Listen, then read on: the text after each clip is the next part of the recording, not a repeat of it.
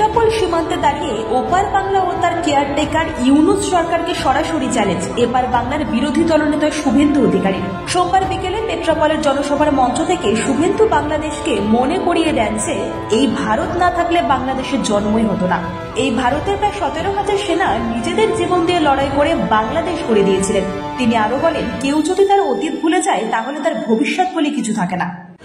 হুঁশিয়ার, একদিনে যা গার্বেজ বেড়ায় কলকাতাতে শুধু ওইটা কর ফেলে দিয়ে এলেই না ঢাকা পড়ে যাবেন আপনি। বাঙালিতে আসবেন না। 71 সালে 17,000 ভারতীয় আর্মি বিএসএফ আত্মবলিদান দিয়ে এই বাংলাদেশ সৃষ্টি করে দিয়ে গেছে। ভুলে যাবেন না। অতীত যদি কেউ ভুলে যায় তার ভবিষ্যৎ ভালো হতে পারে না। তাকত দেখাবেন তো, তাকত দেখাবেন তো, তাকত দেখাবেন তো। হিন্দুদের তাকত দেখানোর সময় এসেছে, সময় এসেছে।